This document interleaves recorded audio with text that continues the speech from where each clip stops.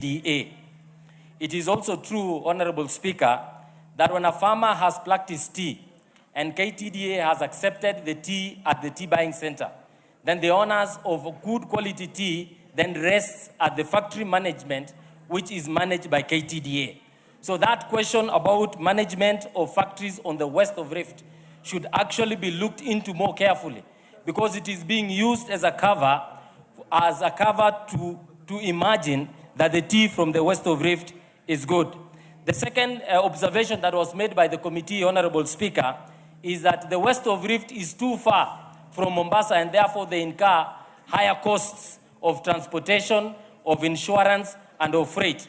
If it is true that Kisii, Western Province, and Kericho is too far from Mombasa where the auction is happening, then this committee should have also made a recommendation to open another auction in the west of Rift, so that the buyers can come to that area and buy tea and then offtake tea from the farmers for the sake of reducing the cost of the farmers.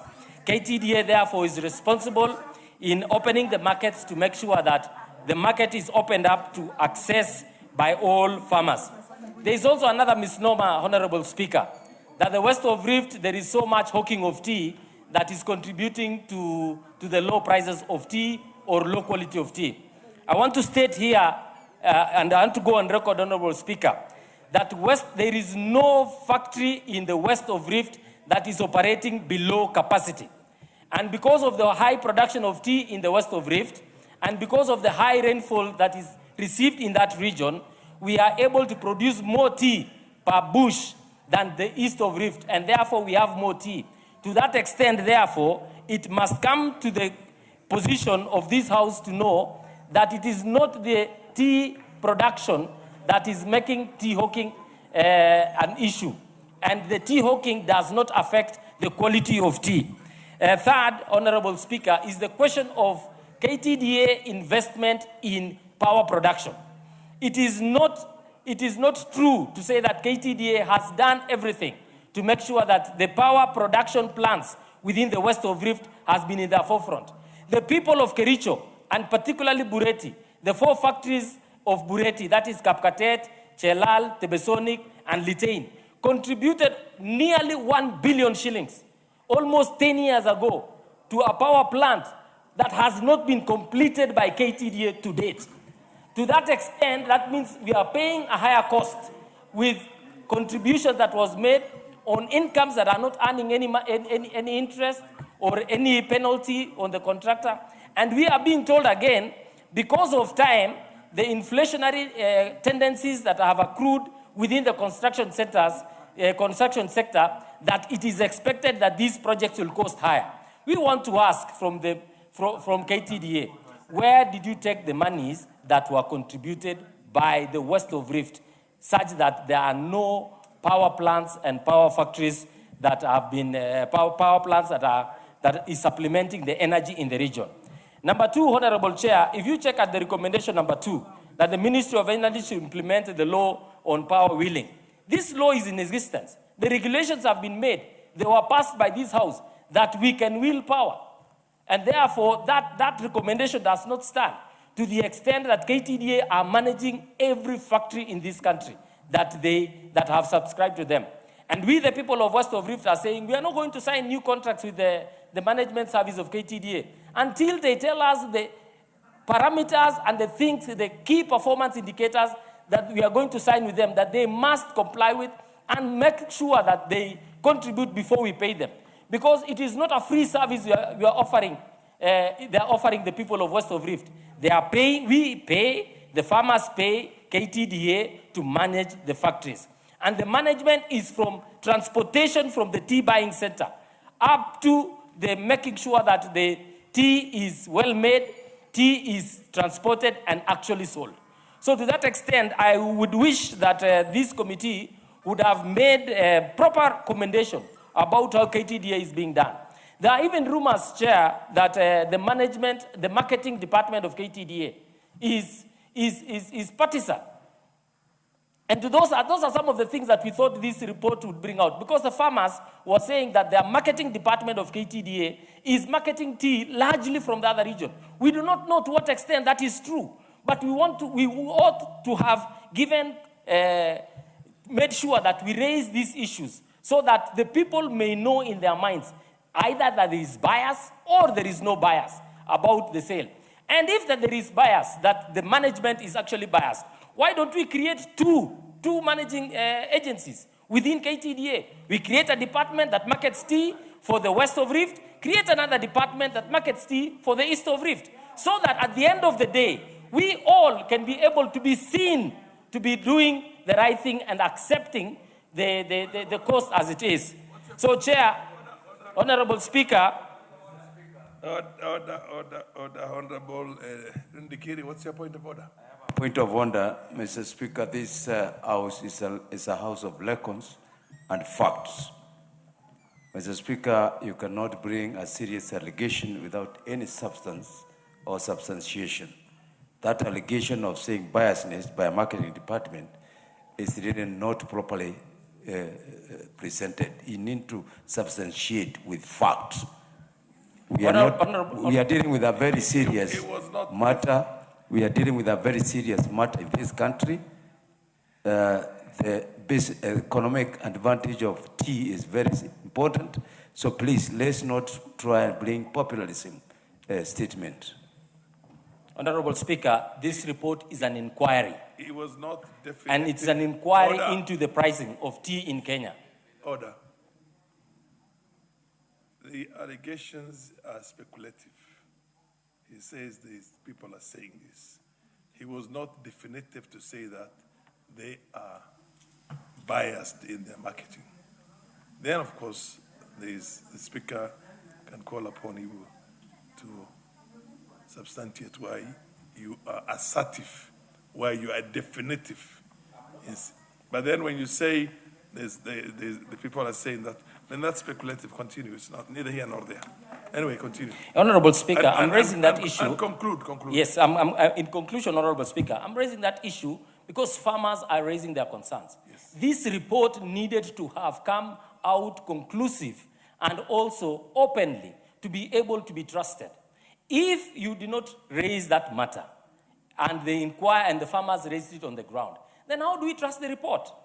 Because we want a report that can be implemented. Finally, Honorable Speaker, the question of the budget that was passed by this House. This is a parliamentary report.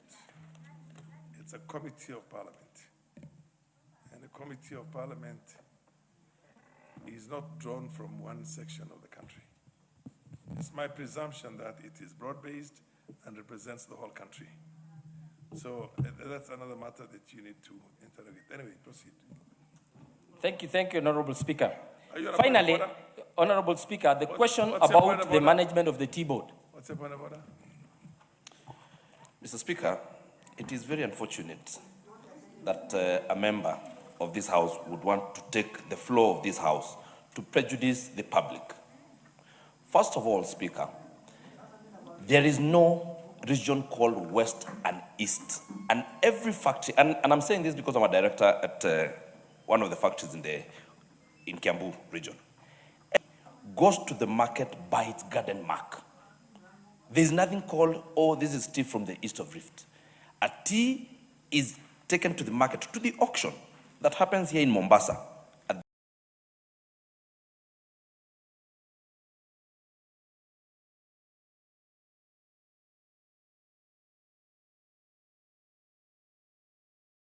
Yata. And it goes by a garden mark, by a name, Kamba, Kagwe. So you cannot prejudice the public and say that there is, favoritism in marketing a certain tea. Number two, Mr. Speaker, the role of marketing tea has been legislated by this House, and it is the role that is given to the Tea Board of Kenya and not KTDA. KTDA and KTDMS is just a management services. I sit in the board of KTDA Holdings, Mr. Speaker. This is a private company that is in the realm of private. So when Order, you should have the common practice in this country is that If you're going to cite on something where there's an interest, you declare the interest before you start contributing. So you say, Mr. Speaker, I am guided, Speaker. Yes, I wish to declare I'm guided, my interest. Speaker. I wish to, and it is important that I do that now. Yeah, declare I'm your guided. interest first. Thank you, Chair. It is important from the onset to say that Where is I the sit- interest? What is the interest? I am a farmer. I'm a tea farmer. Yes. And therefore, by Are you a the member dint- of KTDA? By the dint of being a tea farmer, I'm an elected director in Kiambu, in KTDA.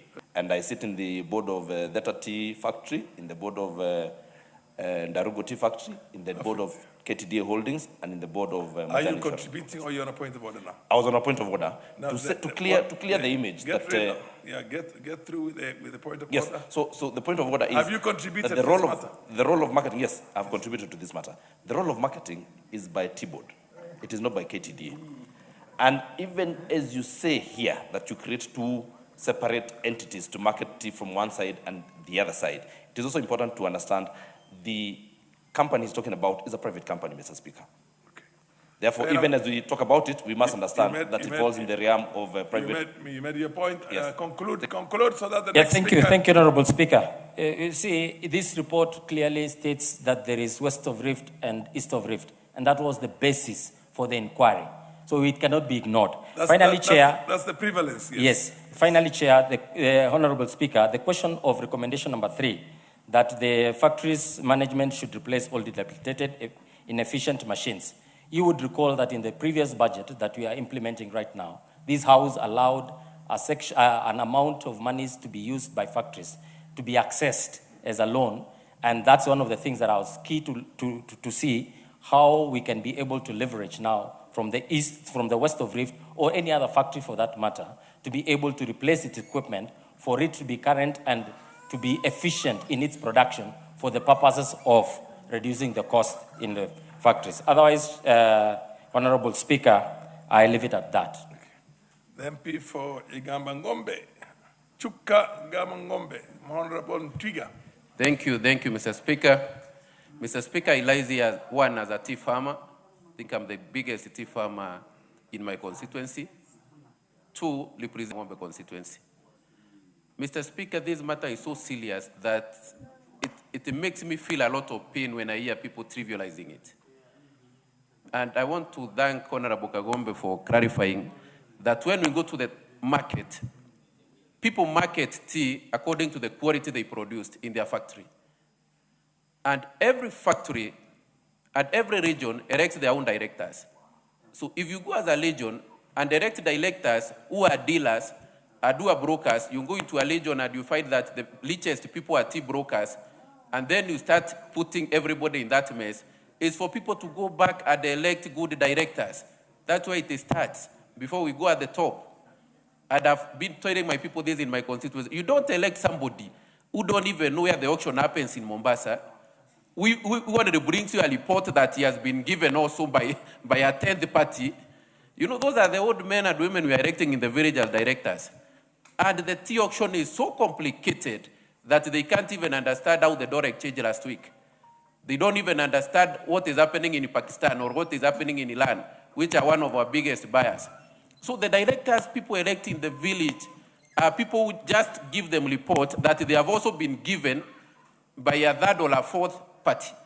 So as we solve the tea problem in this country, is there a time that our people, when they go to elections to elect their directors, they elect capable people who can see through the conmanship that is there in the tea marketing?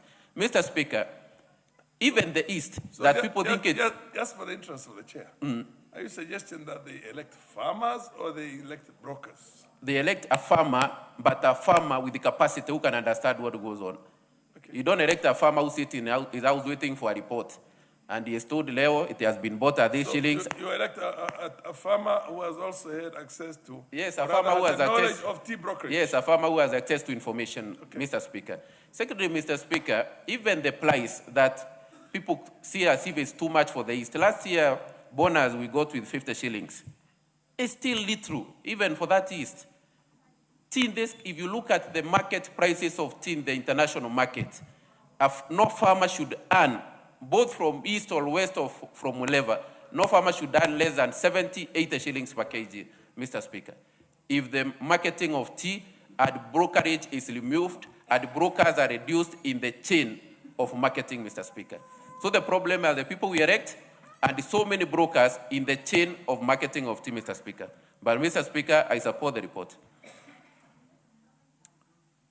I can only see an interest by Wandeto. Okay, Wandeto first.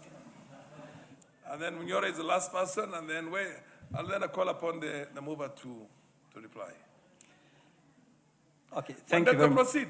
Thank you very much, Mr. Speaker, for the opportunity to also contribute to this report on the inquiry Honorable on... Ndikiri and the MP for Chuka Ngombe and the other MP for somewhere in Rift Valley. You consult in low tones. Thank you, Speaker. So I would also like to contribute to this issue about pricing of tea. And Mr. Speaker, from the onset, since you have asked people to declare their interest, my interest in this matter is I'm a tea farmer, a very small-scale tea farmer, and I also happen to come from a constituency where about 50% of my people grow tea. Mr. Speaker, I'm actually a product of coffee and tea because I was educated from the proceeds of coffee. Mr. Speaker, the issues that are raised here are very important. And I think all of us in this House, there's one thing that we all want: better outcome for our farmers. And it is very important that we do not play cheap politics with this matter, like we have just seen somebody trying to do in this House, trying to divide the country along regional or tribal lines. Tea is a commodity, just like it's been clarified, that is sold in the international market. Mr. Speaker, tea is actually sold, to the best of my understanding, and the people who are more knowledgeable here, like Honorable Kagombe, can correct me, it is based on the quality of tea. It is sold based on quality. And actually, I would like to mention that my own constituency, I have only one coffee factory called Gadudi Tea Factory. And consistently is one of the best performing factories in the country. Actually, last year, it declared the 3rd highest bonus in the country. And my directors tell me that while some of the factories are selling the tea for January, they are probably done selling their tea for March. Because this is based on quality. And since it's an open market, it's a ready buyer, willing buyer, willing seller, this is based on the quality of tea. Some of the factors that contribute to the quality of tea may not be necessarily be factory-based. It could be things like the soils in an area. Some of those things have a bearing. But it could also be other things like processing and the nature of the factory and things like that. So, Mr. Speaker, coming to how can we improve the earnings from tea? Tea has traditionally been handled in two ways. There is a big factories, the bigger farms who own their own factories, and most of them happen to be in the Lift and Western. And then there are the smaller factories which are basically managed or given management services by KTDA. But, Mr. Speaker, in KTDA system, we've also had a lot of inefficiencies. We've had a lot of what I would call non-core business. KTDA has, in the past, done a lot of non-core business, which has taken a lot of the tea farmers' earnings. From running insurance companies, running, stock exchanges in Dubai, running some things like transportation services and things like that. So how can we improve KTDA to basically focus on its core business? KTDA is a private company, but handling a largely public good, because tea is grown by millions of small-scale farmers.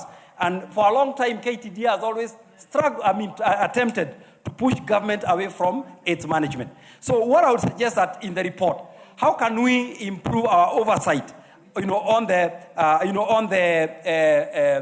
affairs of KTDA? The other thing, Mr. Speaker, tea is sold weekly. So again, we've always wondered, why are farmers paid a very small amount monthly, and then they are only paid a bonus once a year? Mr. Speaker, for example, last week, I received a bonus of 6 shillings only. And now I have to wait for the main bonus, which may be paid by the end of the year. Yet the tea that I picked last month has already been sold. And lastly, Mr. Speaker, There has also been the government playing around with this crop through what I would call poor diplomatic initiatives. For example, what we have been doing with Sudan, with the RSF, has costed us the Sudanese market. So again, Mr. Speaker, the government here is not without blame on doing things that have basically compromised the tea market. But overall, I rise to support that we should do whatever we can to basically improve the plight and the earnings of our poor and hardworking tea farmers in this country. Thank you, Mr. Speaker.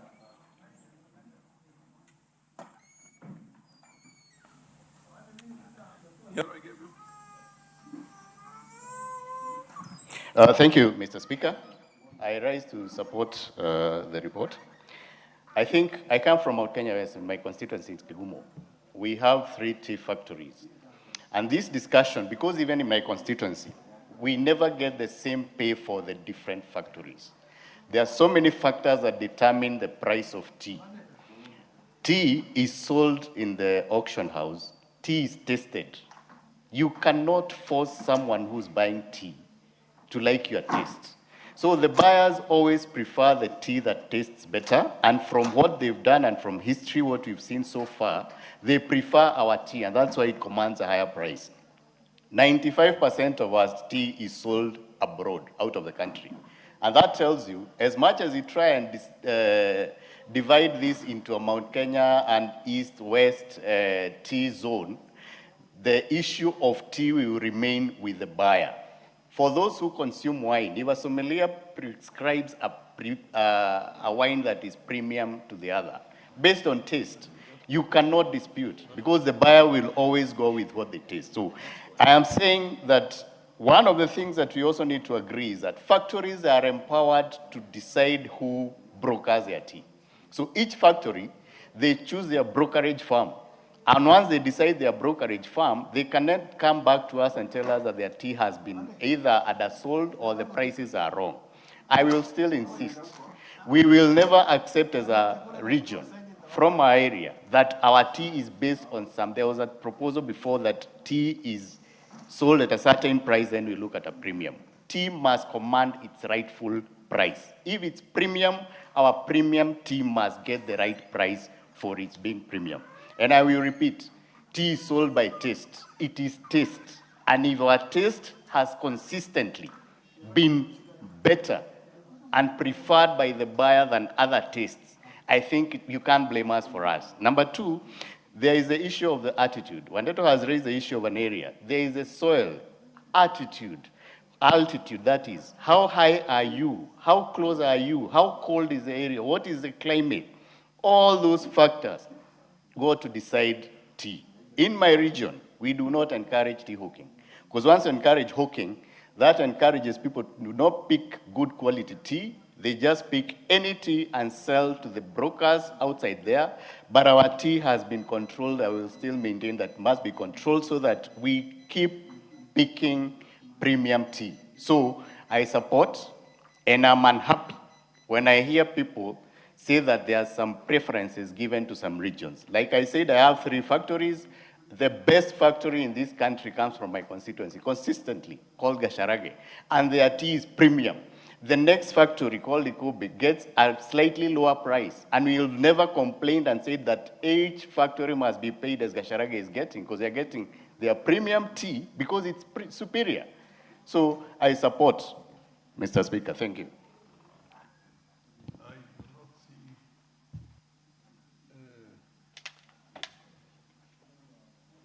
I don't see any fire. Bishop. Thank you, Mr. Speaker. Whereas I support the report, I wish to appeal to the House, Mr. Speaker, that the complaints from the divides of tea growers in this country is not something to be wished away and played down. I think there is need to do a better inquiry, because we cannot claim that those who recommended that we grow tea in certain areas in Kenya were wrong, or over time something went wrong. We need a proper research, a scientific report on whether it is the soil, whether it is the harvesting, whether it is the processing in the factories, or the storage at the time and in the area, at the auction stores. The second thing that I heard from the contribution in this house is that some of the teas are being marketed and they are the ones who are attracting the international market. Now, there is a lot of complaint, and I think we need to give it a fair hearing and a fair understanding. There is a lot of discomfort. I come from neighborhood to the tea growing areas, and we hear this complaint all the time. So by bashing it or playing it down is not really encouraging. We need to speak to the interest of farmers and do more and better research on it. Let us avoid the issue of politics of West and East, but let us listen to the complaint of the farmers themselves. So, Mr. Speaker, some of us have been thinking, if the same KTDA cannot give the farmers, all of them, satisfactory answer that all of them will be satisfied, it means then, why don't you get another organization to market the other side and make sure that the same problem is addressed differently? Because if you do the same thing the same way all the time, you may not get the answer. So I am appealing to the committee and this House to listen to that complaint. It may not have been expressed as it may have attracted some better and more research, but it will not serve the people of Kenya if we dismiss it and downplay it. Thank you, Mr. Speaker.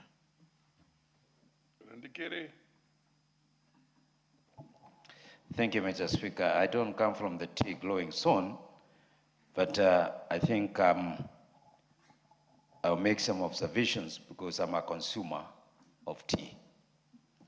Mr. Speaker, one of the things that we need to give credit to the current government is that the prices of tea have gone up.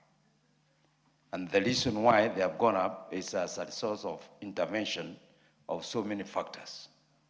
One is the limitation or the influence that there were so many tea brokers.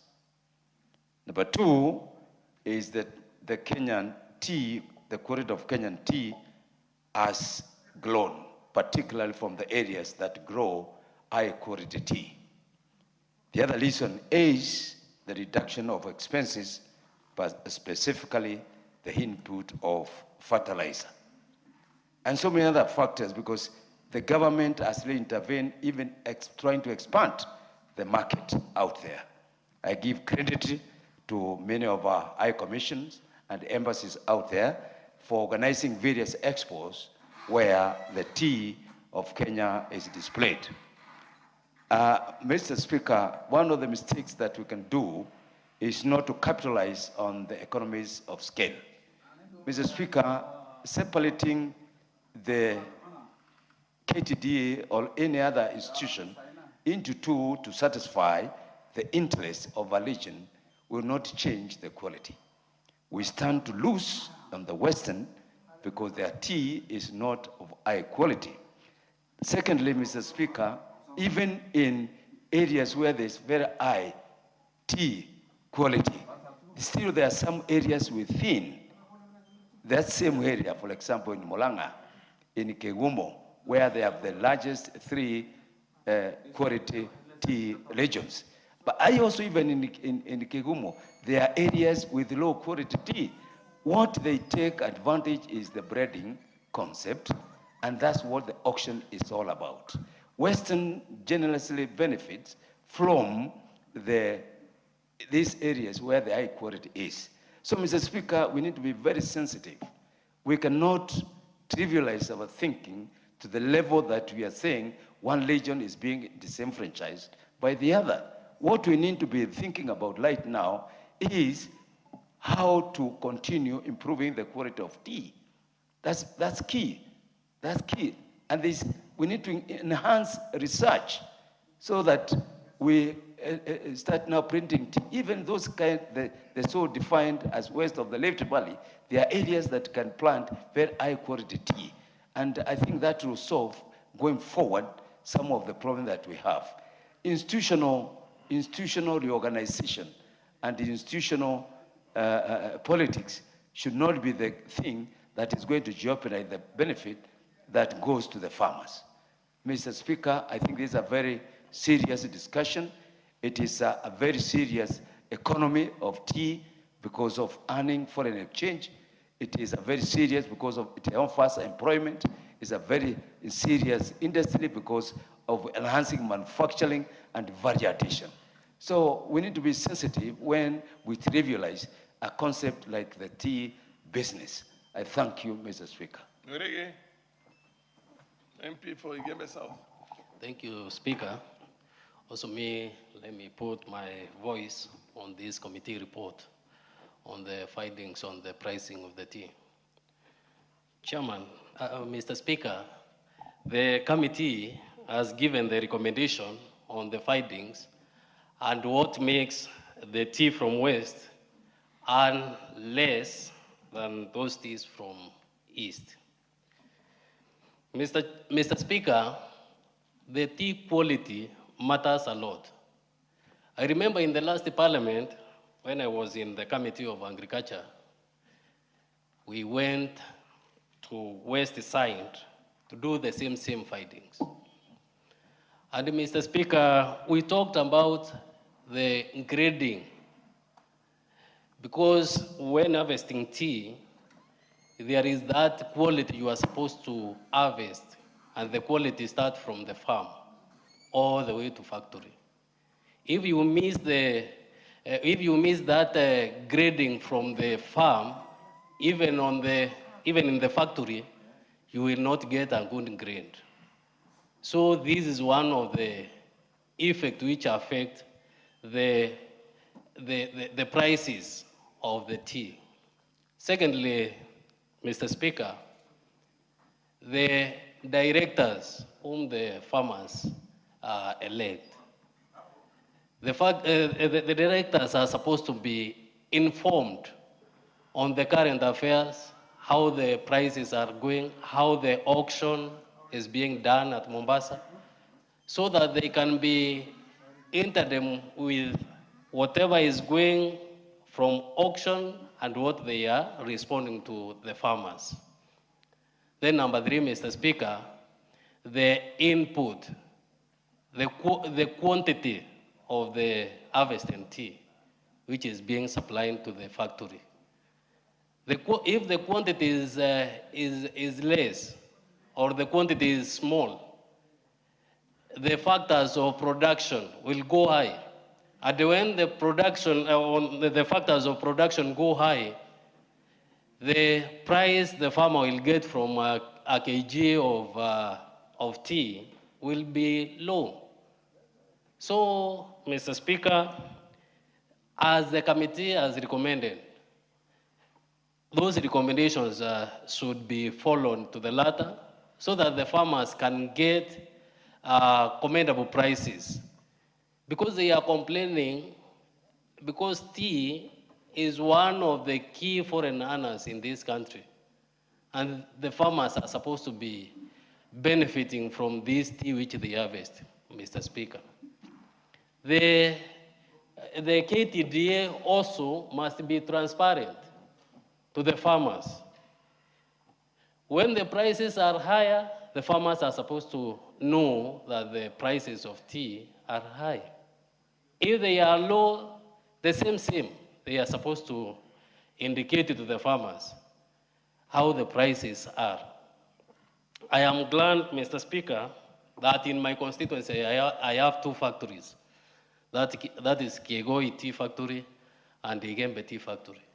And the payment there is somehow good because of the quality. But the government also should work hard to expand the market so that farmers can earn more. Thank you, Mr. Speaker.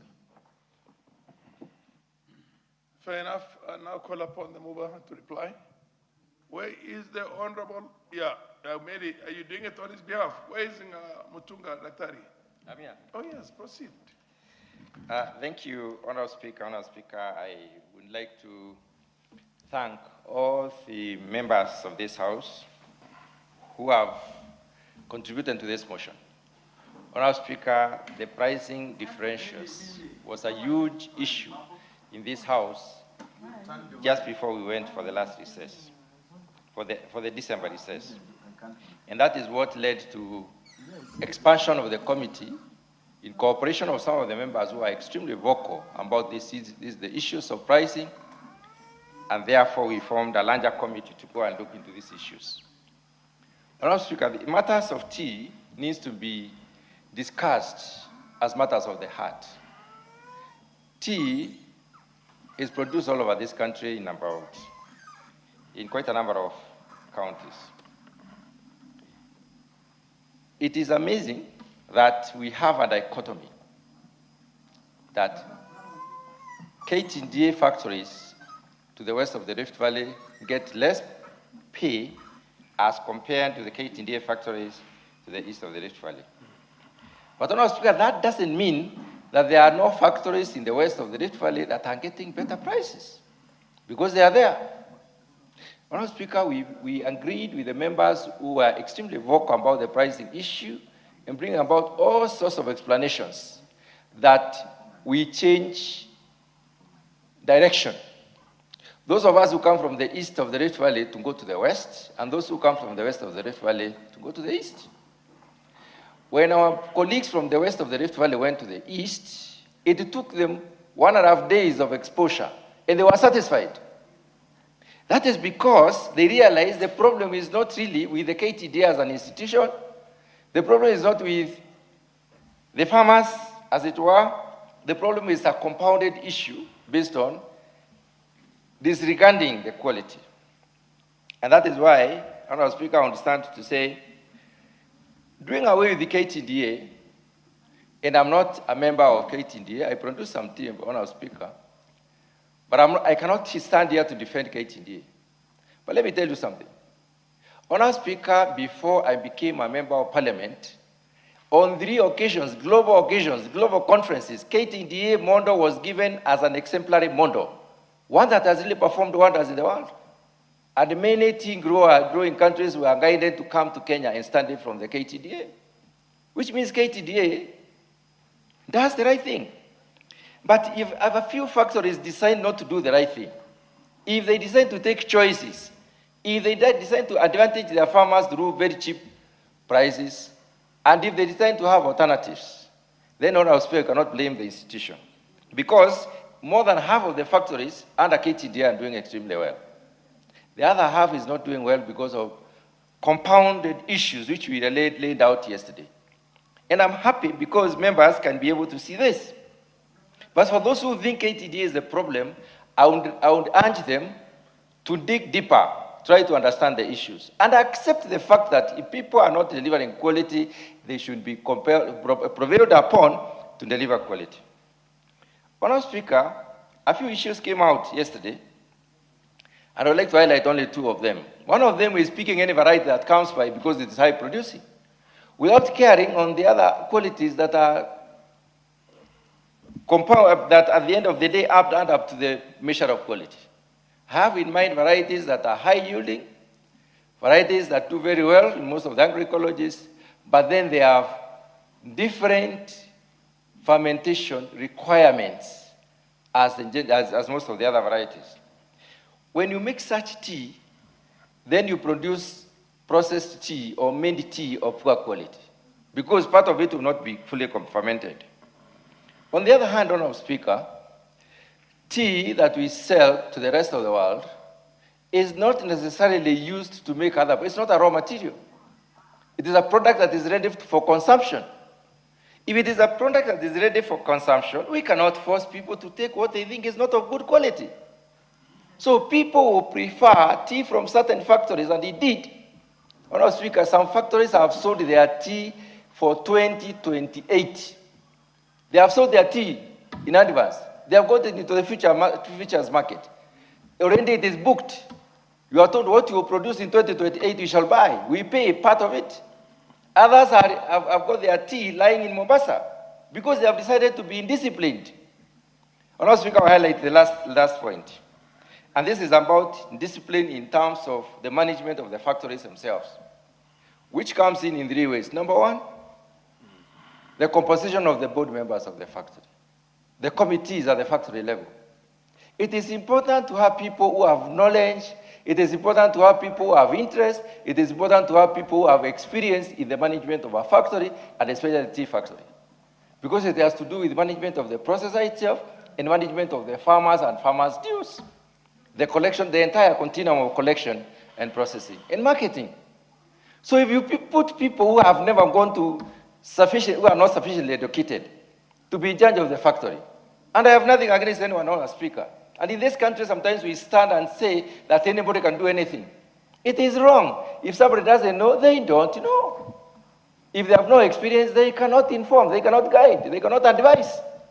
So you will find this happening a lot in the west of the Rift Valley. We have another issue on our speaker. In their appointment or selection or rigging in, or whatever method they use to put the members of the factory, the board members or the directors in, they hinge a lot on the populace. So who is populace? Who is most populous around? Not necessarily who is producing the best tea. When you go to the east of the Rift Valley, they will ask, what experience does he have? What is the size of his farm? Has his tea ever been rejected? But on this other side, they will pick anybody because you have such a backing. We should not politicize tea. Tea as a commodity needs to come out as clean, good quality, because people will pay for what they consider to be good enough. Finally, Honorable Speaker, the added costs on the same. Those factory the directors decide to be, to have conflict of interest.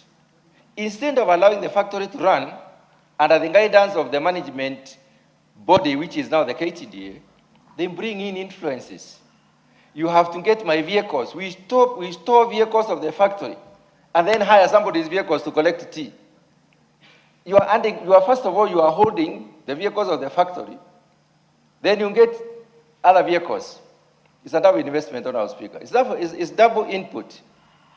On the other hand, some of them want their wood to be bought. Others want, so much to be done for them instead of allowing the factories to run appropriately. So, our speaker, it is a bit surprising that the members who are very vocal are not in this house to debate this report today.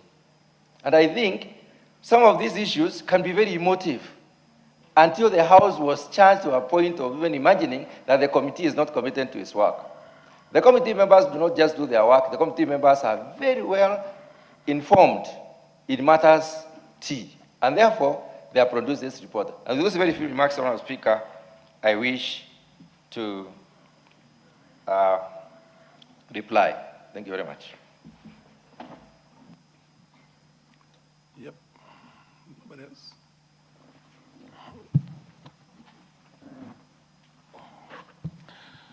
Honorable members, I now put the question. That this House adopts the report of the Departmental Committee on Agriculture and Livestock and its inquiry into the pricing of tea in Kenya laid on the table of the House on Thursday, the 4th of December, the year 2025. Will as many of the appearance say aye?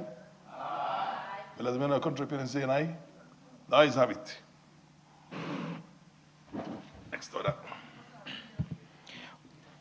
Order number 12, motion.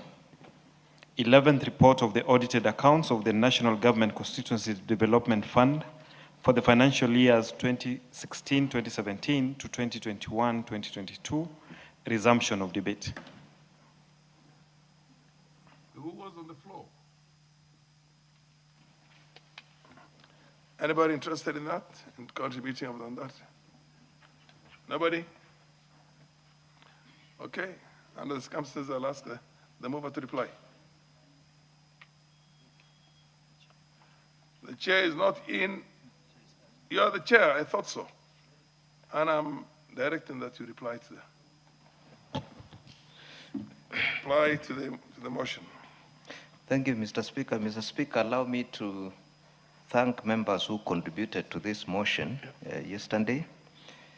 Their comments and suggestions will go a long way in enriching future reports of this committee. Mr. Speaker, NGCDF is the only visible fund that has impacted positively to the lives of communities all over the country.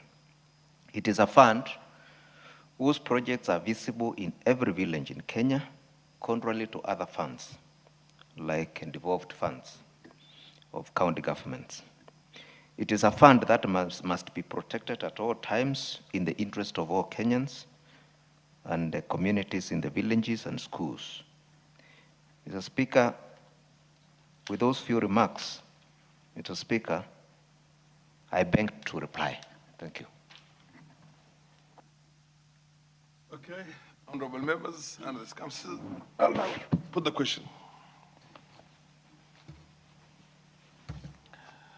Honorable members, I now put the question that this House adopts the 11th report of the Decentralized Funds Accounts Committee on its consideration of the audited accounts of the National Government Constituencies Development Fund for West Mugirango, Bobasi, Awendo, North Imenti, Kirinyaga Central, South Mugirango, Ugenya, Kieni, Kipipiri, Budalangi, and Kiharu constituencies for the financial years 2013, 2014 to 2021-22, laid on the table of the House on Thursday, the 4th of December, the year 2025.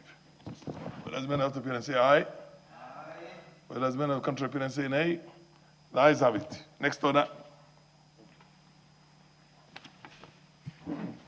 Order number 13, motion. Report on the public petition number 21 of 2025 regarding access to health care by cancer patients in the country. Where is the chairman of the committee? Oh, the vice chair is here. Yes, I'm here. The honorable member for Chuka Igambo Ngombe. Thank you, Mr. Speaker. Mr. Speaker, my chairman is not here as he lost his father. And proceed. You are equally qualified and able. It's good I inform members that we're having a fundraiser at All Saints Cathedral to assist him today in the evening at 6.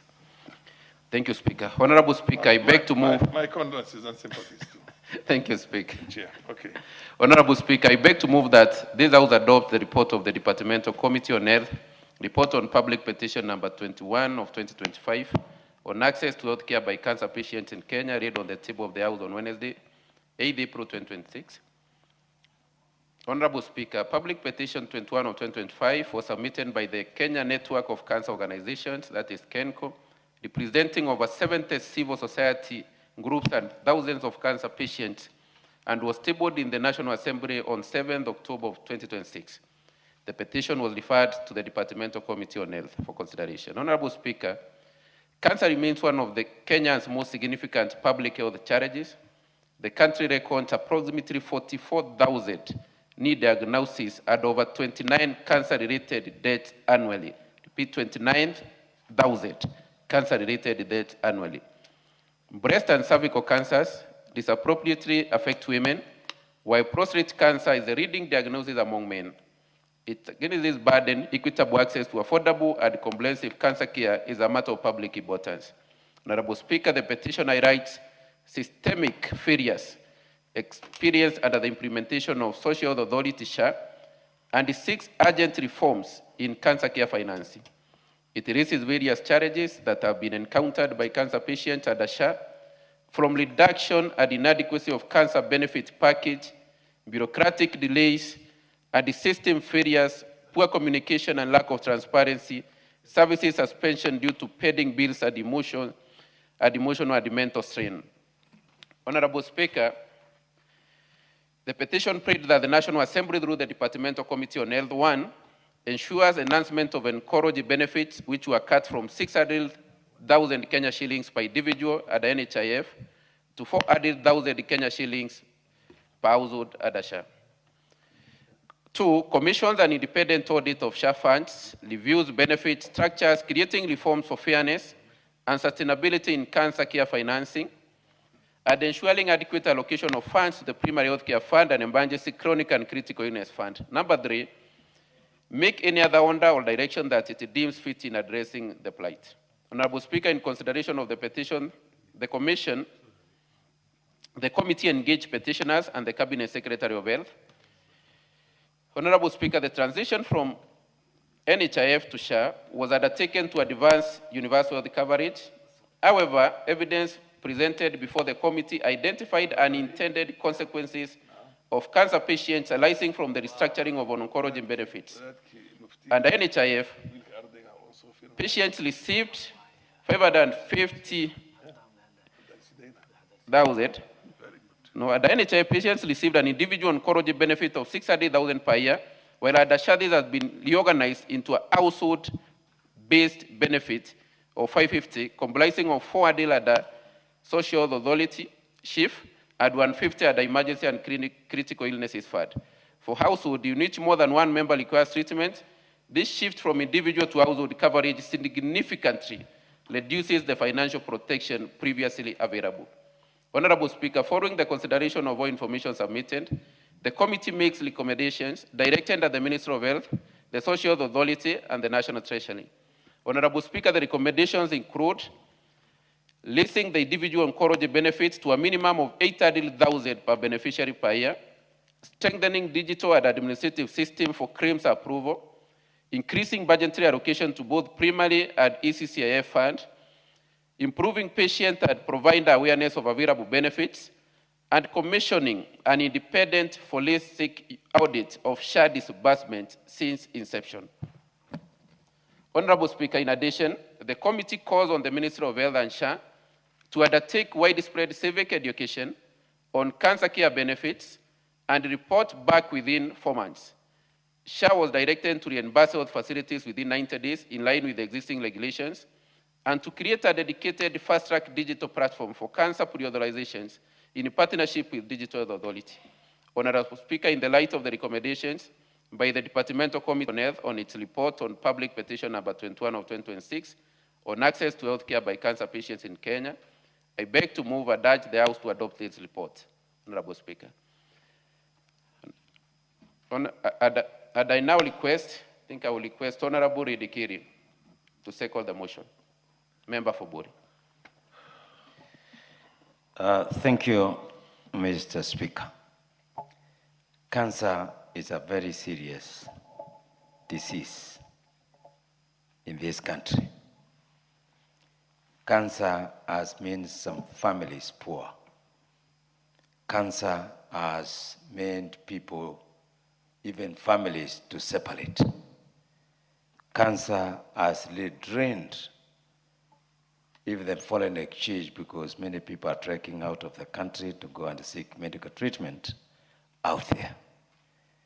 Cancer has left some areas without the effective human resource. For example, my constituency, Buri, there are some areas that have really been affected for whatever reason, but the government is trying to do whatever it can so that they can have a study to reveal the cause of this disease in that region. So when the committee brings this report, it is in good faith. It is because this is a disaster, it's an epidemic, which need to be really eradicated going forward. Mr. Speaker, the committee is very passionate on this issue because we'll have to have people treated for the reasons that I've quoted. So, Mr. Speaker, this petition has come in early because every Kenyan has a right to quality treatment, specifically on cancer. Mr. Speaker, every area, irrespective, need to have centers of treatment, that we need to enhance research to know the root cause of cancer. We need to avail more trained personnel specializing on this disease. We need to have proper medical medicine available. So, Mr. Speaker, this petition is very important because going forward, this country requires high standards of treatment on the disease. I therefore second the report.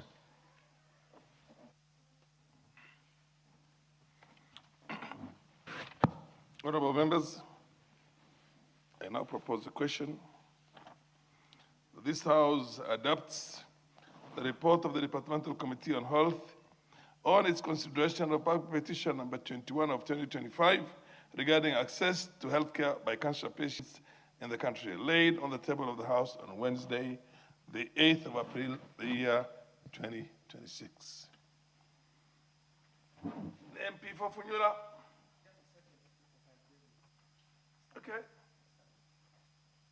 I was under the impression that the MP for Wajir North, the Honorable Sanei, who has so many patients from his region, the northeastern province of Kenya, with cancer. Proceed, Honorable Sanei. Thank you, Mr. Speaker.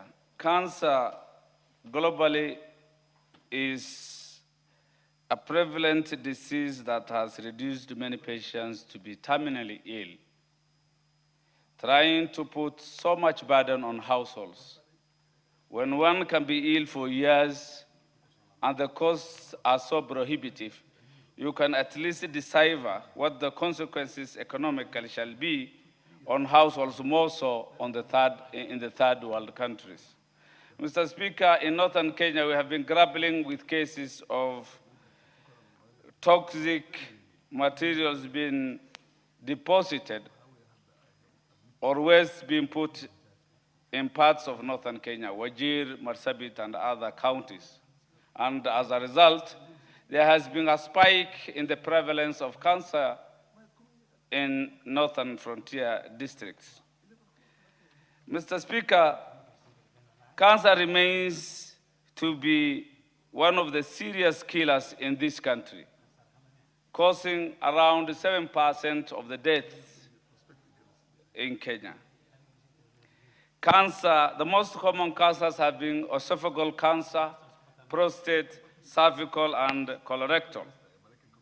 These are the most common cancer cases killing patients or citizens in this country. The observation from the report is such that there has been a transitional issue from the defunct NHIF to SHA. That transition has interrupted access to a high percentage of patients, cancer patients. And it was also observed that SHIF gave smaller amounts compared to the defunct NHIF, which offered a special category for cancer. That in itself bespeaks that we should improve on our SHA so that we give this the due concern it deserves, Mr. Speaker. There are issues of also bureaucracy. Trying to access treatments by cancer patients has been our concern, the most bottleneck being bureaucracy. Even in terms of the registration process has been a problem, an impediment, making the consequences being patients have been missing chemotherapy and radiotherapy. And once you miss those critical treatments, the disease relapses, and that exacerbates.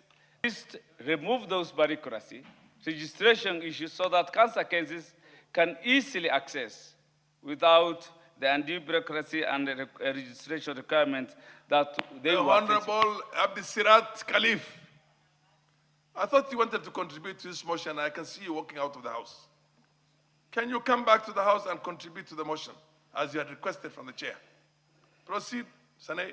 Further, Mr. Speaker, before SHA was operationalized, there were outstanding bills faced by facilities from the previous NHIF. Those that were affected, NHIF, those that were affected could not treat cancer patients in the country. Those outstanding bills have interfered cancer treatment across the country, making the prevalence and the treatment of patients worse. There's also one other big problem in the country.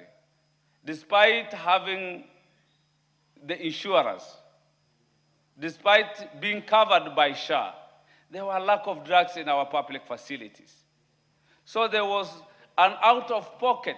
People had to buy drugs from chemists. I'm sorry, I was interrupted. If you will give me more time, Mr. Speaker. Proceed, Honorable So Senator. people had to go to chemists to buy. An additional 1 minute. Go. Thank you. They had to buy drugs while they had a cover. That is a mockery of SHA. You can't be insured, and then you are told there are no drugs, then you buy the same drugs from your pocket. That means the insurance package will be of no relevance, and cancer treatment shall be expensive, Mr. Speaker. With those observations, there is a need to increase oncology package under SHA, comparatively to its predecessor, NHIF. There is a need to consolidate chief with the ECCIF so that we can have an enhanced treatment.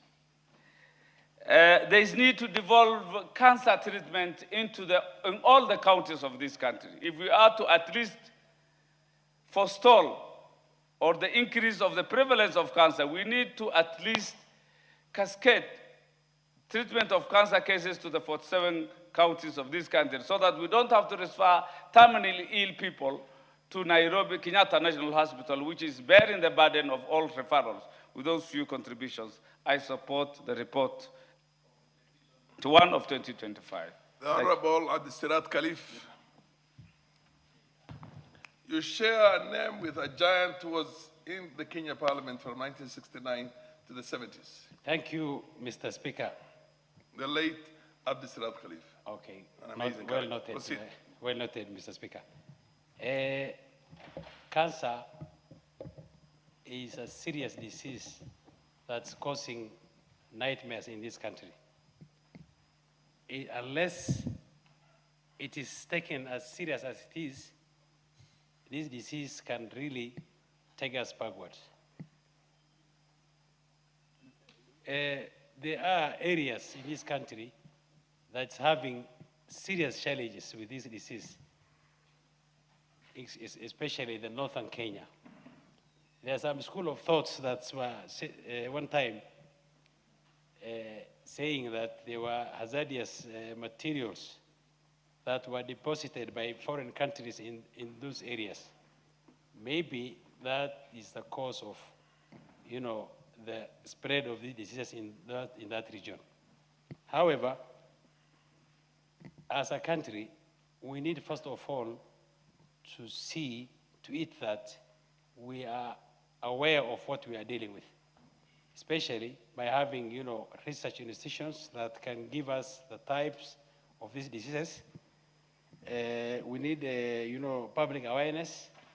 There are some, lifestyles that can be changed in order to curb these diseases. We also have, funding. The country must, fund these disease treatment, cancer treatment, in terms of infrastructure, in terms of training, in terms of, public awareness, so that we can reduce, the effects of these diseases. Mr. Speaker, we need, as a country, to, deal with situations before they really spread to a level that cannot be handled. In this country, we have, we always deal with emergency situations, disease controls. All that is not, harnessed and discussed and prepared for them, so that we tackle these problems before they really cause a negative effect in terms of economic development, in terms of lives, in terms of everything else. So I therefore, Mr. Speaker, agree with the motion to have these diseases contained, give preference, to areas where it is causing havoc, especially in the northern Kenya, the counties of Mandera, Wajir, Garissa, Moyale, Marsabit, Isiolo, Turkana. Those areas are already having challenges in terms of, development, in terms of healthcare systems. So we need to assign more resources, more, funding to those areas so that we curb these diseases. Mr. Speaker, with those few remarks, I thank you very much for the opportunity. Thank you. You haven't disappointed those who knew your namesake. Thank you.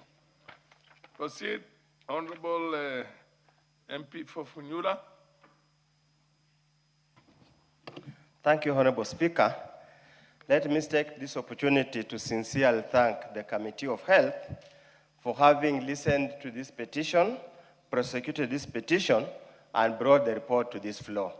Many times, Honorable Speaker, as you are aware, petitions go many years or many months. By the time they are being presented, they have already been overtaken by events. Honorable Speaker, the petitioner, that is the Kenya Network of Cancer Organizations, clearly presents a very compelling and a heart-rendering case in this petition. And I'm sure many of us who are seated here, many either been cancer patients, know of somebody who has been a cancer patient, and actually lost and buried somebody they knew who died of cancer. I'm one of them, and by virtue of my position as an MP of a rural constituency, many times I carry the emotional burden with me whenever I visit patients who have got cancer, whenever I attend burials for those who have lost their lives because of cancer, and many cases where we are invited to contribute funds to treat cancer patients. Honorable Speaker, it's very compelling statistics. And many cases, Honorable Speaker, we really, paragraph 18 of the report, which says the direct cost of comprehensive treatment for this patient easily exceeds Kenya shillings 3.8 million. This demonstrates beyond any doubt that the current share cancer cover of Kenya is to care. Reducing the oncology package is not just a technical policy change, it's a life and death decision for thousands of Kenyans. Honorable Speaker, again, in the the petitioner's report, the presentation, they also provides very chilling data or statistics that Kenyans must be aware before we start. And this paragraph 17, a recent survey of 118 cancer patients and caregivers found that 60% had exhausted their share cover before the end of the year, with 35.8 exhausting their benefit in less than 3 months, and another 34.5 within 3 to 6 months. Honorable Speaker, we were sold a story, a very good story, by very good storytellers, that SHA was a pinnacle to all medical problems in this country. We were told that with the free primary health care, we were told that emergency chronic and clinical illness fund will save all the people in Kenya, will cover all the people in Kenya. This petition has just unmasked the package of lies and has told us the current package that we have at the moment is really a direct ticket to death in the event you are diagnosed with the cancer. Honorable Speaker, we have been again told that in the old package of NHIF, it came a combined package. If an individual exhausted his, he could use the spouse package. The one we have here is segregated, is dichotomous, so that you only use, once you exhaust yours, you have now to go for other aspects. Speaker, I would just one more second, 1 minute. Give you 1 minute to 1 more minute. Yes, Honorable Speaker, as we stand here today, and Kenyans must be very clear and aware that we have 2 issues here, Honorable Speaker, that we need to address as Kenyans. And this goes to the executive, this goes to the Committee on Health, and this goes to the President, who has gone all over the world, has gone over Kenya, selling the good story of SHA forgetting to tell caution in Kenya the bad stick of it. One, the cover for cancer is not adequate to cover you for cancer. If you are diagnosed with cancer, look for an alternative source of funds to ensure that you see through your sessions up to the end. Secondly, Honorable Speaker, the issue of hospitals declining to treat patients on SHA because of delayed payment is also another death sentence to the Kenyans. But nevertheless, we support the report and the recommendations. We just hope the ministry will pick it up and implement the recommendations. Thank you, Honorable Speaker. Mheshimiwa Kombe wa Magarini.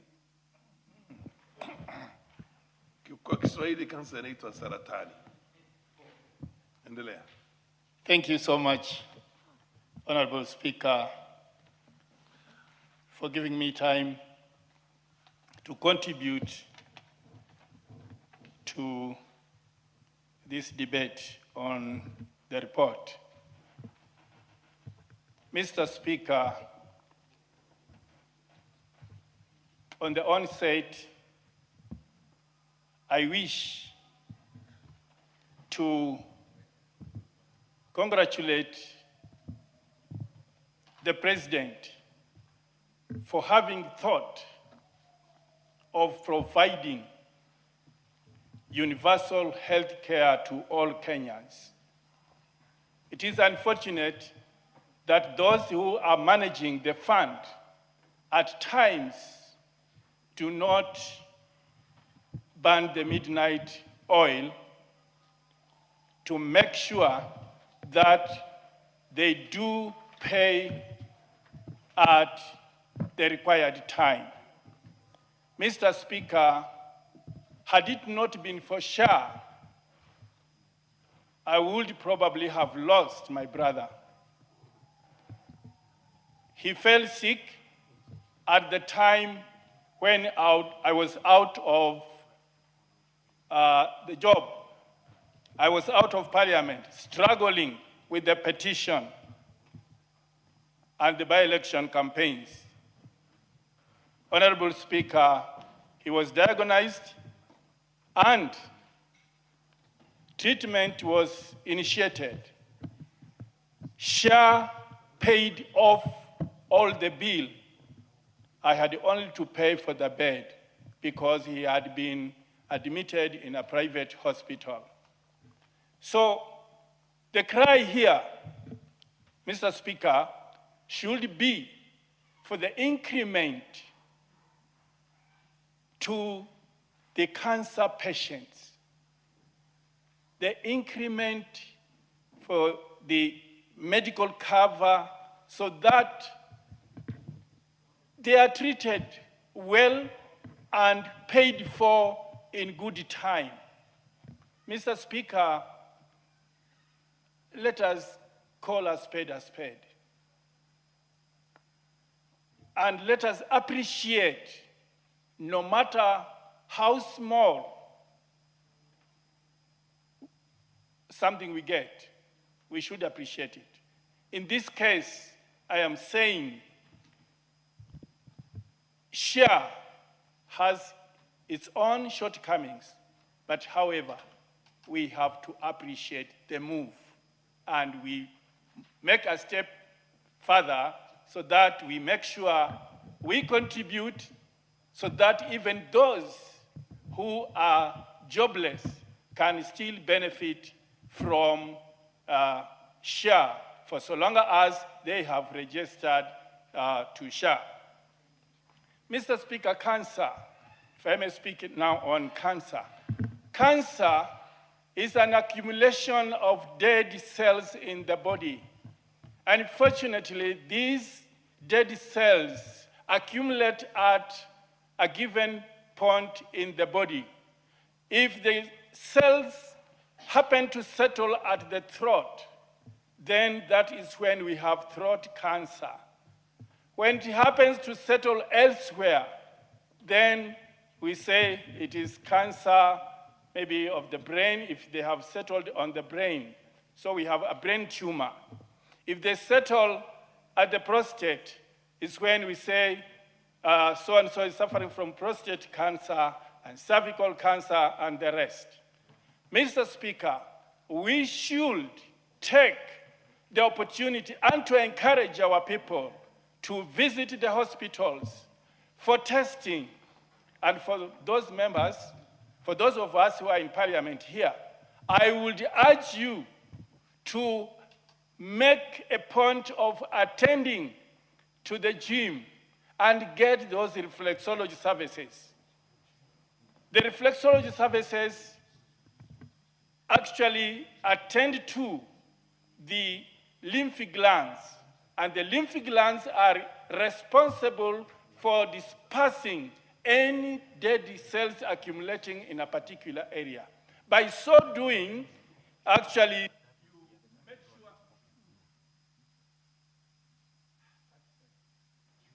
thank you.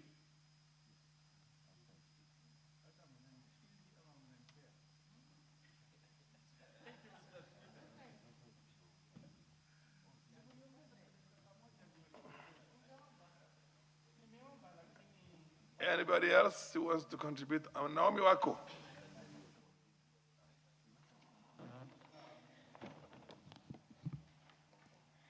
Thank you, Honorable Speaker, for giving me this opportunity to add my voice to this very, very important report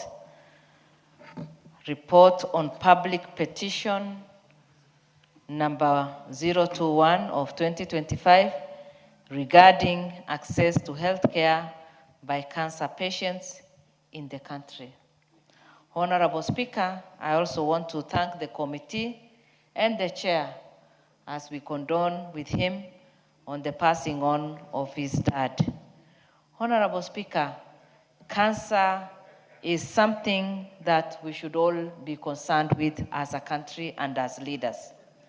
Honorable Speaker, I come from Marsabit, where we have big number of cancer patients. And when cancer hits a family, in fact, it is not only the patients who suffers, but even the caregivers. Honorable Speaker, we know very well that leading cancer, as recorded or reported, cervical cancer, many of our women suffer from that. Breast cancer, again, hits our women. Prostate cancer, colorectal cancer, and many other cancers these days. And many families have suffered as a result of this. Honorable Speaker, we also know very well that cancer is a top 3 killer in Kenya, with almost 47,000 new cases every year. That is why I said we should all be concerned at the rate at which cancer is spreading. Again, we know very well that about 32,000 Kenyans die annually as a result of cancer. This is a huge number. And a caring government should be concerned of this, because we know very well, again, when cancer hits, as I said, the families, relatives, and friends go through financial distress. Most of the time, especially in asal areas where we have large number of patients, they sell the few animals they have. Sometimes they even sell their small plots. Sometimes they sell all that they have. And the only thing that helps them is the fundraising that people do for them. And unfortunately, many are the times that Kenyans travel to India. Honorable Speaker, I have visited several families in my own county. Several families, friends, relatives, and many have also visited us because my own mom died as a result of cancer. And that is why I feel the pain, because I know what that really means. Honorable Speaker, the report says that it is regarding the access to health care by cancer patients. Access. Imagine of somebody who is in northern or in northeastern, where in all our hospitals, we don't have the equipments, and they travel 300 kilometers even to get the first aid. And that is why I support this report and say, let us make it accessible. Let us make it easier for cancer patients to access the drugs, to access health care, and to have it easier. Because when it is diagnosed early enough, patients can even be treated fully and they can survive. But with late diagnosis, which is reported all over Kenya, then patients are likely to die as a result of this. Honorable Speaker, we should give this all the attention it deserves. And also pray that all our hospitals in every part of this country should be well equipped.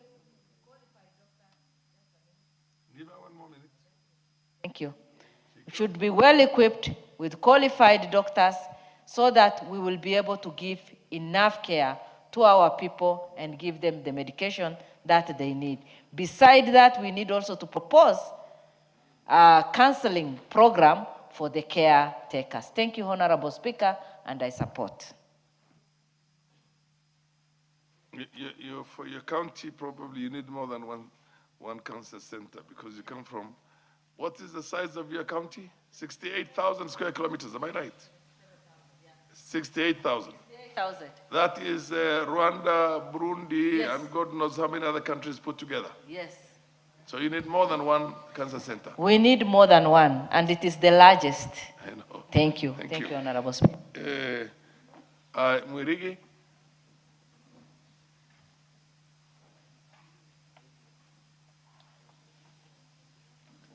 Give the mic to Honorable Mwirigi, the MP for Igembe South.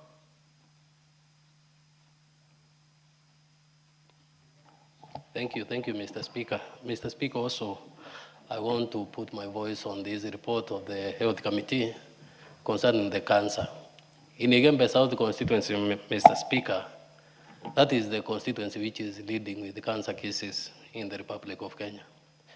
And I have observed many of my constituents suffer, Mr. Speaker, because of this delay payment of the services. Some of the services are being underpaid, even though the government has added fund to 800,000 to cater for the service of the cancer cases. There is need to earn even more money to these patients, Mr. Speaker, because these patients, they come from very poor families, whereby one to raise money takes ages. And whenever they conduct this fundraising, they do not get enough money to cater for them or to cater for the hospital bills, Mr. Speaker. So, as the committee has found, it is good for the government to increase the funding so that the patients are treated well. The facilities are able to treat the patient, because after one has claimed for the insurance, or after the facility has claimed for insurance for reimbursement, the government is taking quite long to reimburse the facility. Then when the patient go there, that patient experiences the problem or the delay of treatment. So it is good for the ministry to look out on this and make that rectification. In Meru, Mr. Speaker, the government has done a good work. There is a construction of the cancer center which is ongoing there, but it has delayed. So from the Ministry of Health, it is good for this ministry to make it faster to complete the construction of this cancer center so that the people from that region can get the service in here. Because most of the patients are suffering. Why? Because of the facilities where they are supposed to be treated are located in the urban areas. And to travel to those long distances, those patients does not have that money to, or does not afford to travel to those hospitals, Mr. Speaker. So, Mr. Speaker, it is good for the government, even though we are saying that SHA is good, it is good also we identify cancer as a national disaster and treat it differently from the way we treat other diseases, Mr. Speaker, and even make it free for these patients, Mr. Speaker. With that, I support this report. Are you from Amira growing region? Yes, Mr. Speaker. But do you notice there is a Mr. Speaker, we there's a correlation between Mira and cancer, and that goes for Meru and also goes for Northeastern province. We end, Mr. Speaker. Anyway, that's beside the point. Yeah, but Mr. Speaker, maybe I heard something small. We heard some people from the Ministry of Health from Nairobi in Meru, and they went to one of my primary school, Konda Mwamba Primary School, which has asbestos, and they said that is one of the source contributor of this disease. Also, the Ministry of Education should move fast and make sure that those asbestos has been removed. Thank you, Mr. Speaker. Look into the role of Mira. You would be doing your people a lot of justice.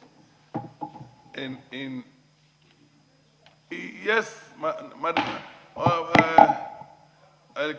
First, let Mulingi say whatever he has to say because you came after him, and then you. Thank you, Mr. Speaker. Mr. Speaker, I rise to support this report and thank the committee and the chair for tabling this report. Honorable Speaker, cancer has turned out to be one of the worst diseases in the country. It is even worse than corona. Can I just interrupt you? Yes, sir. Can I please take a seat? I wish to recognize the presence of students from the Catholic University of Eastern Africa. And they're in the Langata constituency. You all know where the Catholic University is. You are a resident there. Are you a Catholic? Who is a Catholic here? Okay, let's give the first shot to the Catholic to welcome the students from the Catholic University. Not that you have a monopoly, it's just and then the Honorable Ndikiro, who is a neighbor. Thank you, Honorable Speaker. Encouragement to the young men and women who are up here. Thank you, Honorable Speaker. Let me take this opportunity to welcome students of Catholic University of East Africa to the National Assembly of the Republic of Kenya. This is the house under the Constitution of Kenya that makes all the laws, passes budgets, oversees the national executive. In the architecture of the legislative arm in this country, the National Assembly is more or less like the upper house because it's the holder of the purse.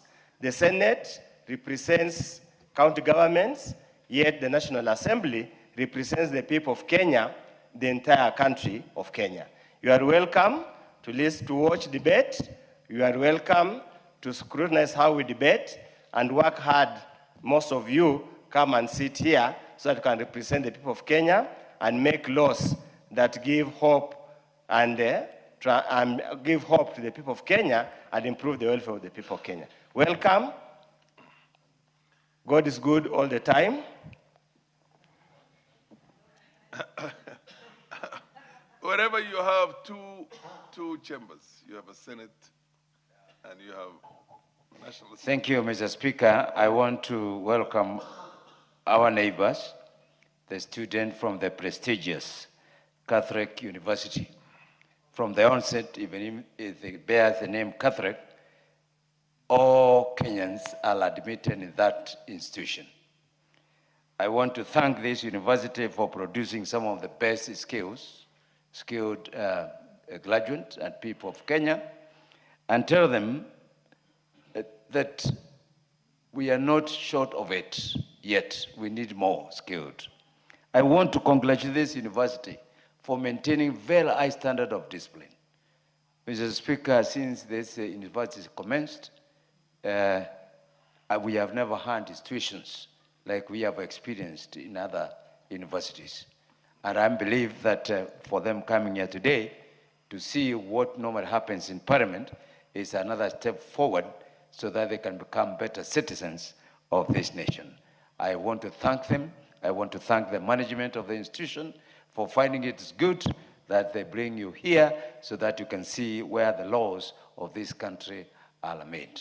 Some of you, in your future, we wish you that you can join the Kenyan Parliament and become members of Parliament, either the Senate or National Assembly. I thank you, Mr. Speaker. Except the chair doesn't quite agree with the MP for Funyula that this is an upper house. Wherever there are two houses, I think the rules are different. But anyway, if you want to say that this is the house that carries the biggest burden, it is the house that carries the biggest burden. No. Continue the MP Mulyungi. Thank you, Mr. Speaker. Mr. Speaker, I was saying that cancer is one of the worst diseases in the country. It has become worse more than even the corona we knew and HIV/AIDS. It's a painful killing disease, and it's an expensive disease to treat. Many poor Kenyans and even middle-income Kenyans cannot afford treatment for this disease. Kenyans have been subjected to frequent fundraisers to support cancer patients. Even SHA has not fully covered cancer patients, and therefore patients are forced to go back to their pockets and their relatives to source for more money to pay for their care. It's a disease that is wiping Kenyans day in, day out. Mr. Speaker, it's a disease that should be, in my view, declared a national disaster. Yeah, because it's all over. Even in Marsabit, you have heard. Marsabit, where does cancer come from? Yeah. Therefore, Mr. Speaker, this is a disease that the government should support fully and make sure that SHA covers cancer fully without subjecting patients to additional healthcare cost. In short, cancer treatment should be free in Kenya. And I therefore, Mr. Speaker, want to encourage the committee and the government agencies to make sure that this report is adopted and acted upon in Kenya. Further, Mr. Speaker, as we discuss health care and the killing disease, back in my constituency, where I'm your neighbor, elephants have been fainted in my constituency. I don't know what KWS is doing. They have eaten all the food, all the crops are gone. And you know, we depend on crops, food from the farms, not camels or elephants. I'm therefore from this floor of the House asking KWS to make sure that all those elephants are taken back to their home. They don't belong in Mwingi Central. Thank you, Mr. Speaker, and I support.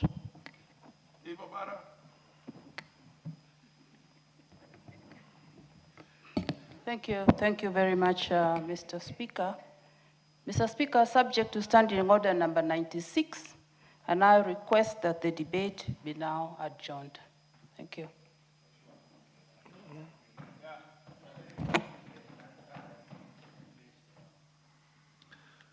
Fair enough. The chair will, without wasting any time, put the question that debate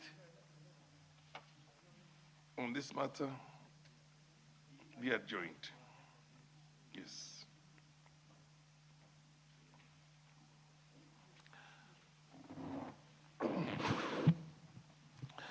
Honorable members, I now put the question that debate on this matter be adjourned to a later date. Does the man have the opinion say aye? Aye. Does the man have contrary opinion say no? Nay? The ayes have it. Next order.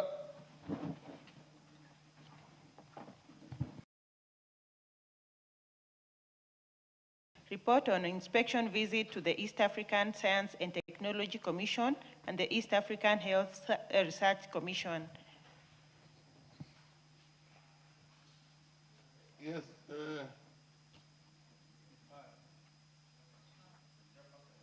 Where is the chairperson?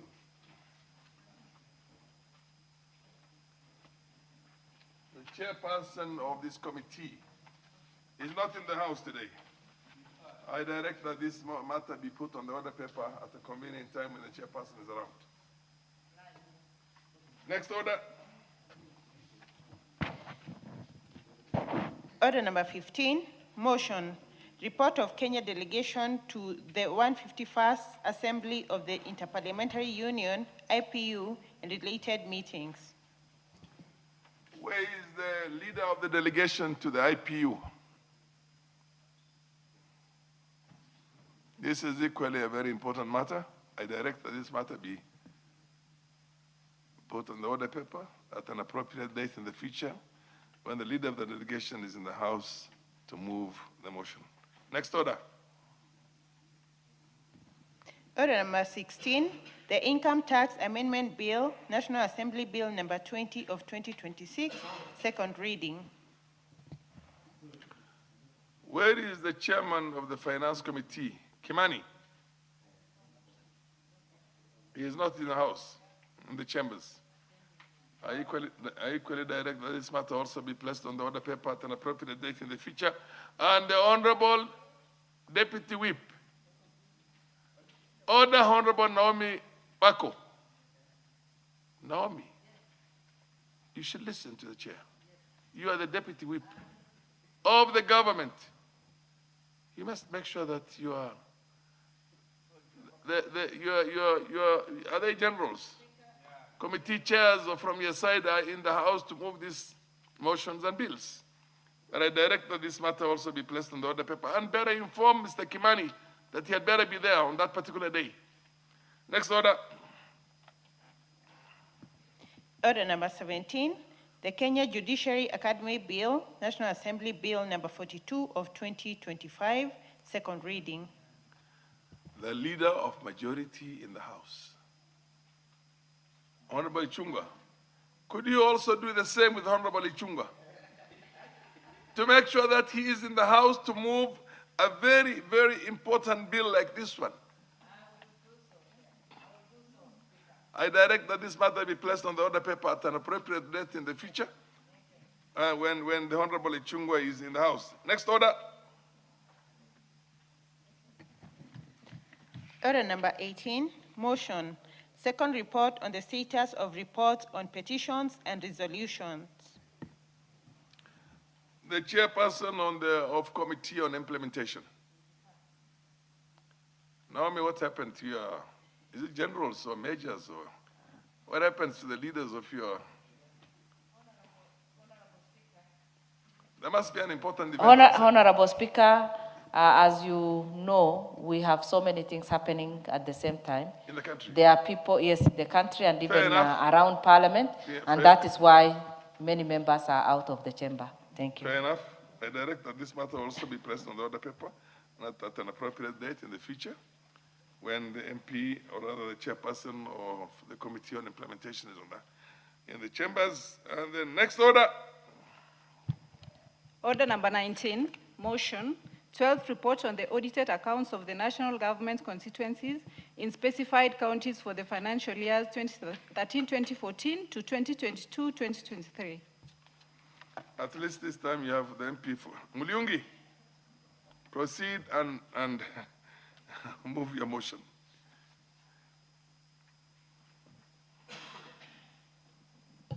Give him the mic, please. Thank you, Mr. Speaker. Mr. Speaker, I beg to move that this House adopts the 12th report of Decentralized Funds Accounts Committee on its examination of the audited financial statements for the National Government Development Fund for constituencies in Uasin-Gishu, Nandi, Baringo, and Bomet constituencies for the financial years 2013-2014 to 2022/2023, laid on the table of the House on Thursday, 4th December 2025. Just so that we are clear on certain words. There could be no difference between consideration and examination, but there could also be a difference between the two. The motion reads consideration, not examination. So could you read it again? Verbatim. Thank you, Mr. Speaker. I'm well guided. This House adopts the 12th report of the Decentralized Funds Accounts Committee on its consideration of the audited financial statements for the National Government Constituencies Development Fund for constituencies in Uasin-Gishu, Nandi, Baringo, and Bomet counties for the financial years 2013-14 to 2022-23, laid on the table of the House on Thursday, 4th December 2025. Honorable Speaker, this 12th report covers the examination now of the reports of the Auditor General for the constituencies in the counties of Uasin-Gishu. It's just that the practice is that when you are moving a motion or a bill, you read it word for word, as it is printed on the order paper. Thank you, Honorable Speaker. Uasin-Gishu, Nandi, Baringo, and Bomet. In total, the committee examines the report for the periods back to the backdated to 2013-14 financial years up to 2022-23 financial years, clearing a significant backlog to ensure our oversight is up to date. During this examination, the committee held sittings with fund account managers and the CEO of the NG's India board. We scrutinized issues regarding the lawfulness and effectiveness of the use of public resources in all the constituencies highlighted in those counties. Honorable Speaker, allow me to highlight some of the key observations and findings made by the committee. Budgetary control and underfunding. We noted that money came from the Treasury, came late to the constituencies, and therefore causing delay in implementation of the projects. The committee recommended that Treasury should release funds on time. Unsupported project management committee imbalances. We also noted that whenever committees disburse funds to project management committees, they don't follow to know what balance has been left out. And therefore, we made a strict recommendation that the bank balances should be returned. Any money in the accounts should be returned to the main account for purposes of use by the constituencies.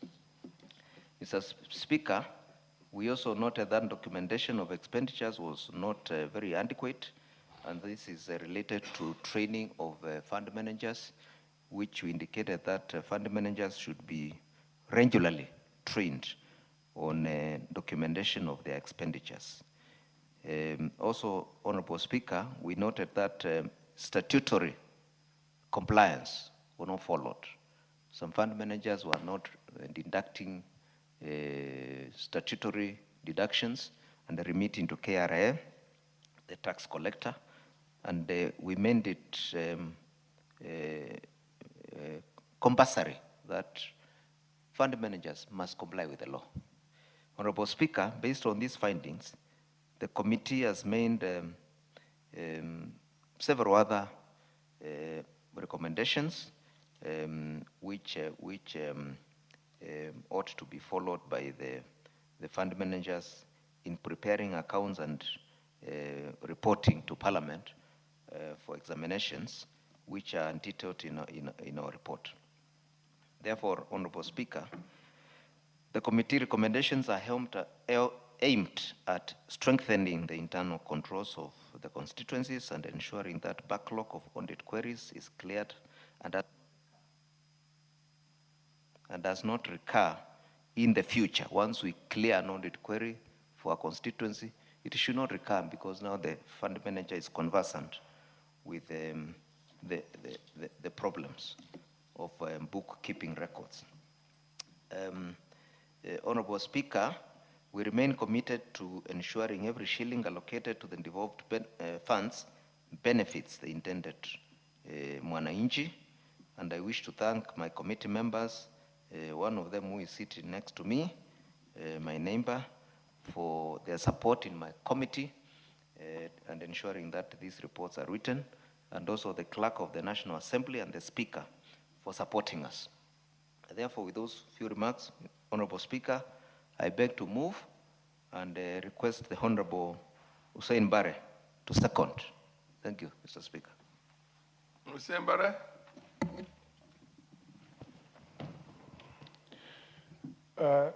Honorable Speaker, I rise to second, and I wish to add some few comments on the same.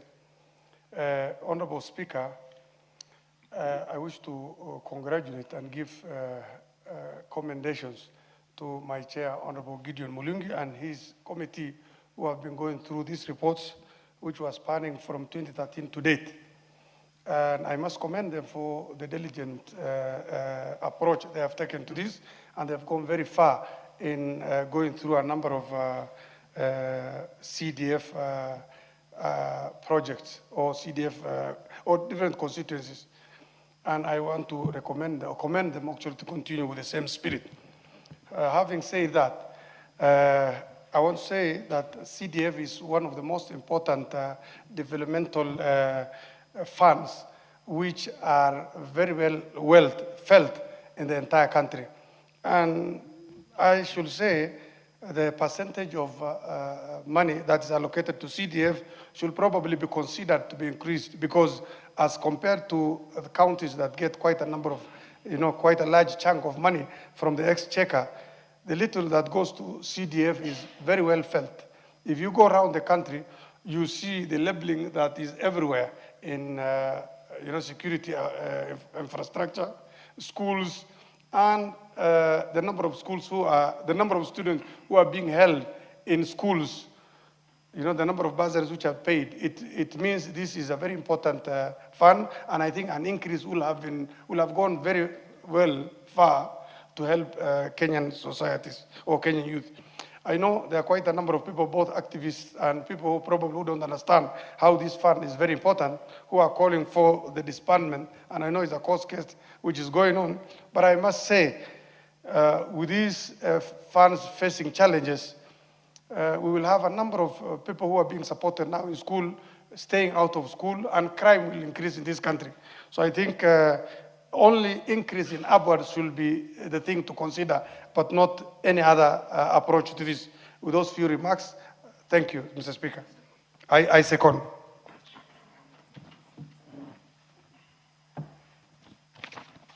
Honorable members, I now propose a question that this House adopts the 12th report of the Decentralized Funds Accounts Committee on its consideration of the audited accounts of the National Government Constituencies Development Fund for constituencies in Uasin Gishu, Nandi, Baringo, and Bomet counties for the financial years 2013 to 2014 to 2022 to 2023, laid on the table of the House on Thursday, the 4th of December, the year 2025.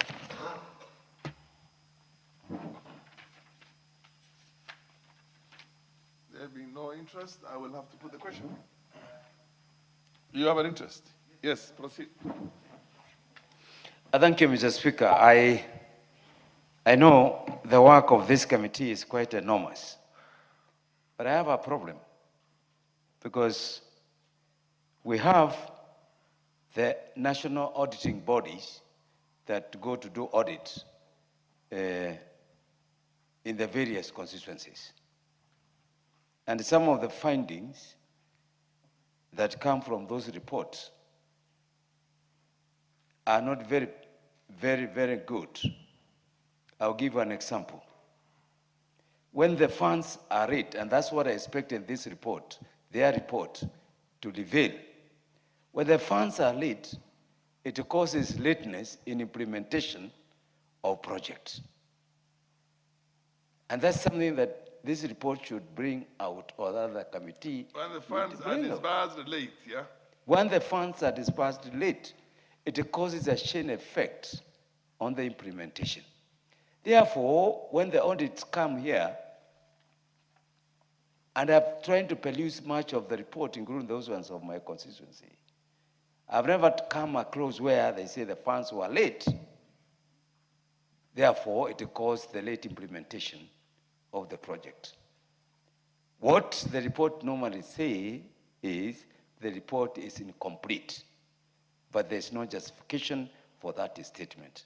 I think it's something that really this committee need to put into consideration when they're presenting their reports here. Number two, Mr. Speaker, you know, we are paying bursaries, and institutions are 1,000 kilometers away from your constituency, Garissa. You are paying bursaries for university in Mombasa, university in Kisii, in Bondo.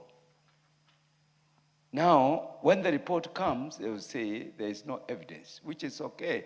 But as implementing committee in charge of implementation, it is upon you to advise on the best methods of evidence that need to be given, so that the constituency is not told they cannot account for the money.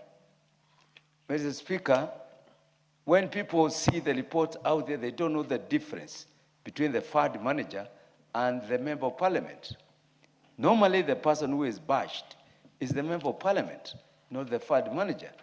But you need to come up with the mechanisms that are also going to make the business cheaper for the constituencies, management, the CDF committee.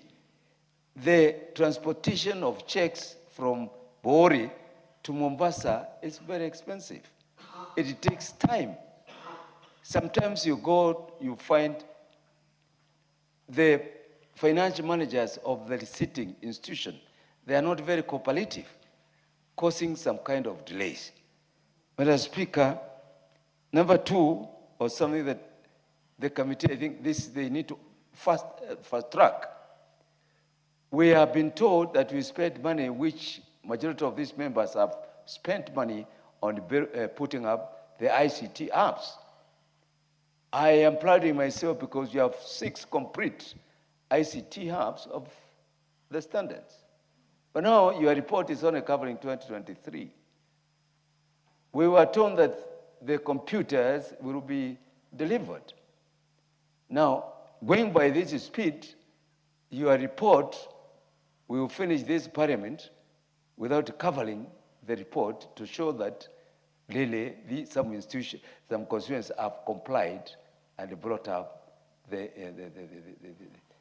ICT hubs. So I think, I don't know, the committee need to come up with a system of being current. Of being current, you are reporting information, some members who are not here, apart from 1 year, 2022, 2023.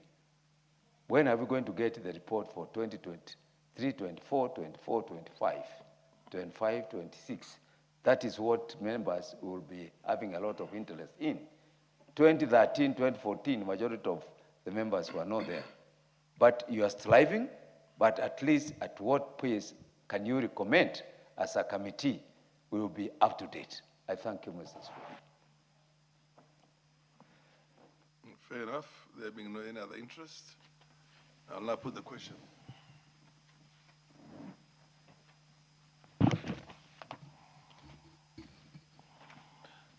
Honorable members, I will now put the question that this House adopts the 12th report of the Decentralized Funds Accounts Committee on its consideration of the audited accounts of the National Government Constituencies Development Fund for constituency in Uasin Gishu.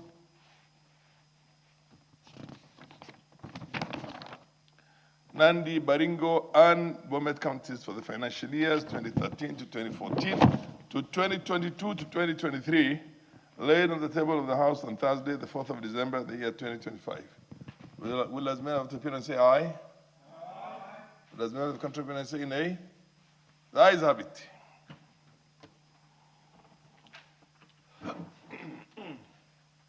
Honorable members.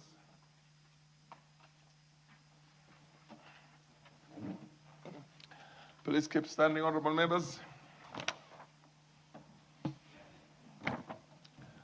Honorable members, there being no other business in the House, the time being 17:37 p.m., this House stands adjourned until Tuesday, the 28th of April, the year 2026, at 2:30 p.m.